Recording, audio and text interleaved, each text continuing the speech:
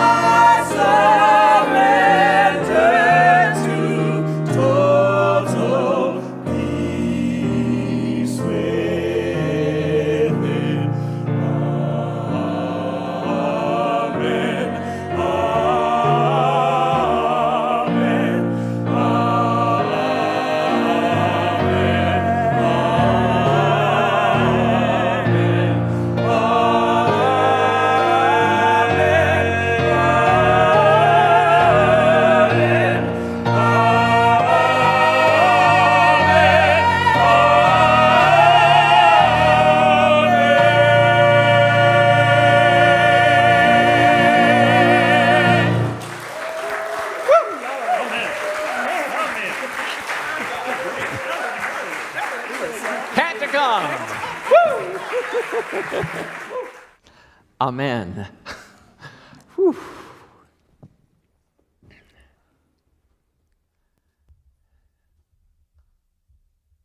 I surrender to total peace within. That is not a passive statement. Just as that song is not a passive example. It took a tremendous effort to surrender in that song for our singers. It takes tremendous effort and purpose to surrender to total peace and to catch the vision for your life's work, to catch the vision for what you're actually here to be doing. And what the world needs, Howard Thurman, is not more people doing stuff in the world. What the world needs is more people who have come alive, have woken to what they really want to be, right? And what their true divine purpose here on the planet is.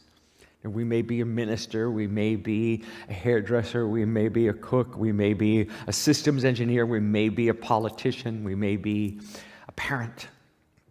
But those are roles we play in certain circumstances, whereas we have a life that has a larger purpose. And what most important is Thoreau taught us, it is not what you look at that matters. It's what you see. So in the moment, it is really easy to look at the world and see despair, to see pain, to see wars, to see tribulation, to see fighting, to see murder, to see hatred.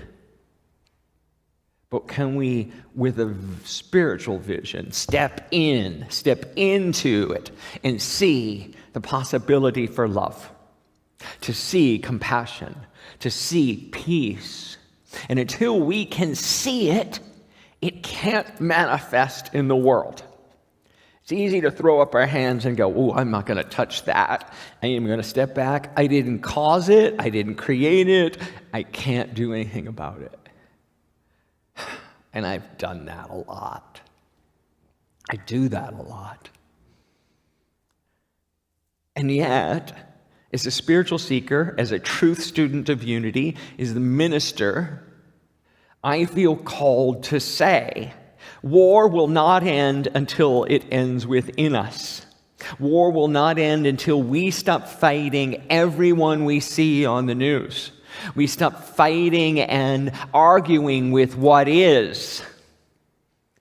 All this has happened for hundreds of years in Ukraine, in the Middle East, in every hot spot in the nation and in the world right now. There have been conflicts for millennia.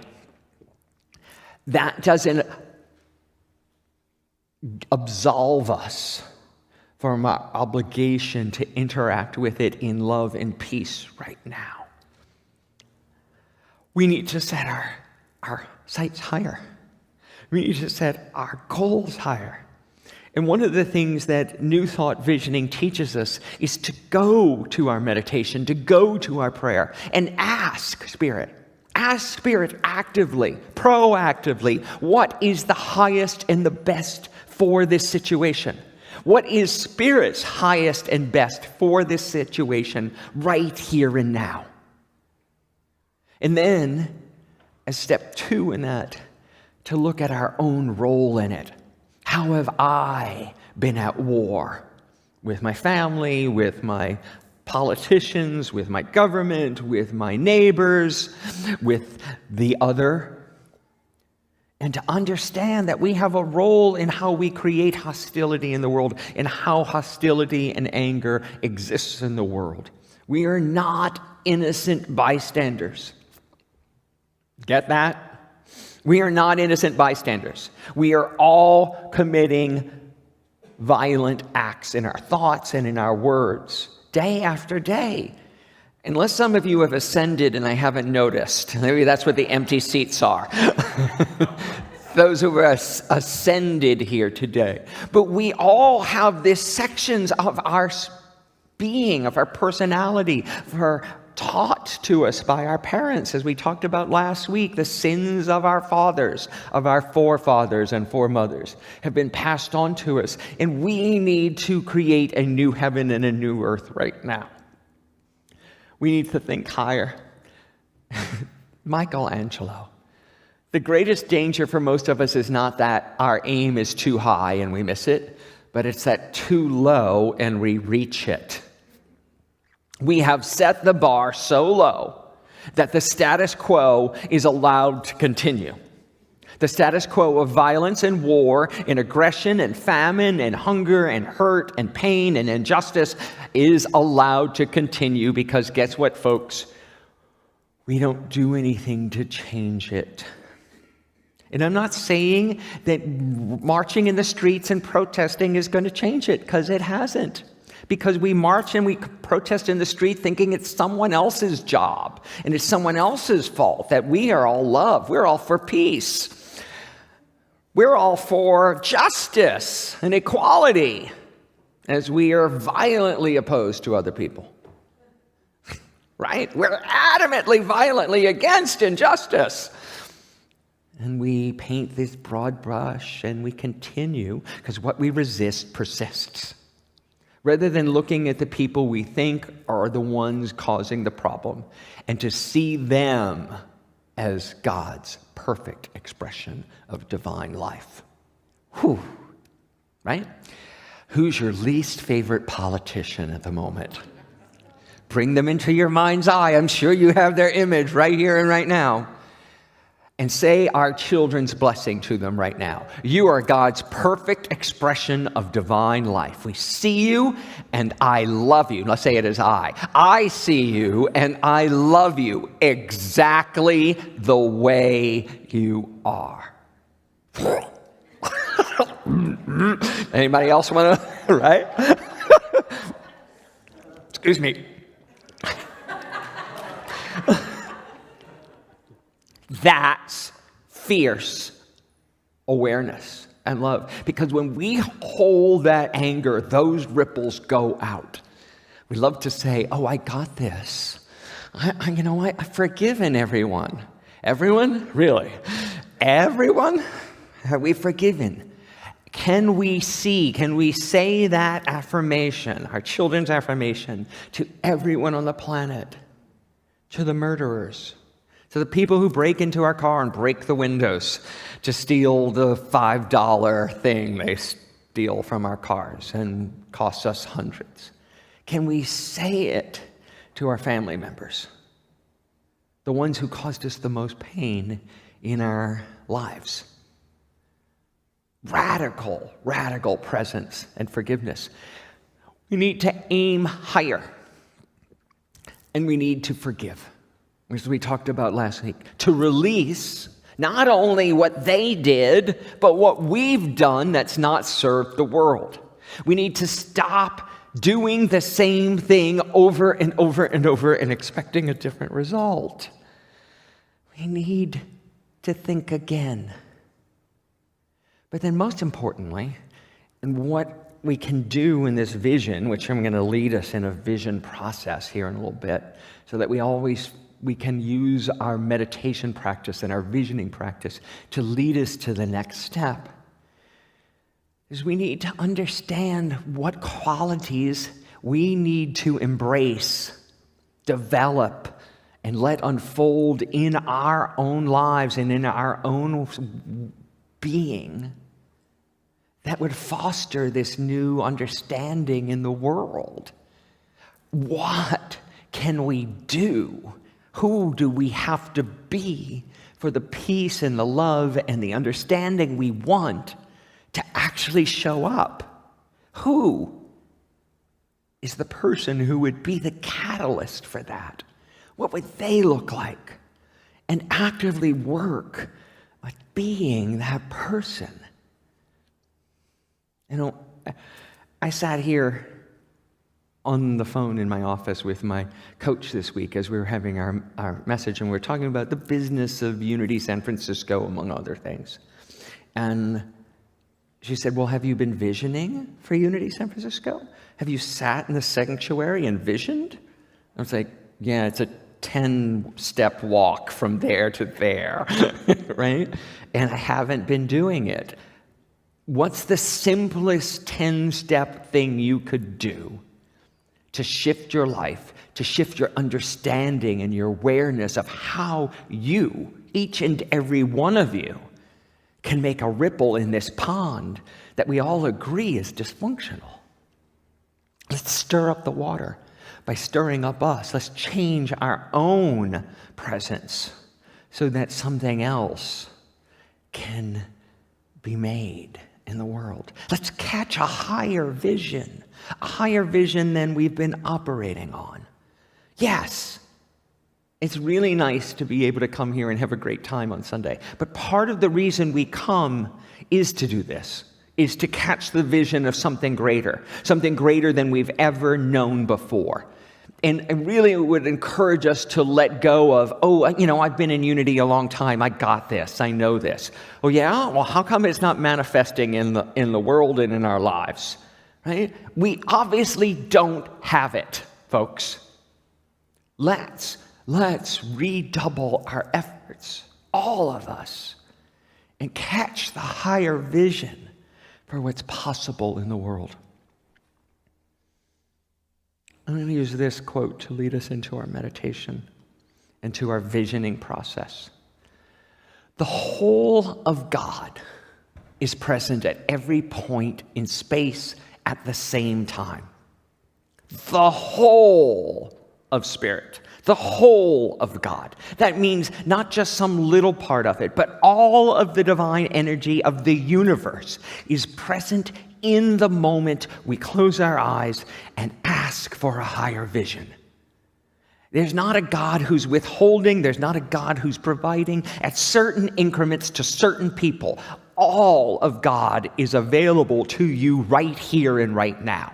Now, whatever you call God, spirit, universe, source, mind, presence, all of it is right here and right now. And it is your sacred obligation and divine audacity to call it forth and say, right here and right now, I demand to know what the higher vision for this is. I am willing to let go of my part in it so that we can all together create something that will shift everything.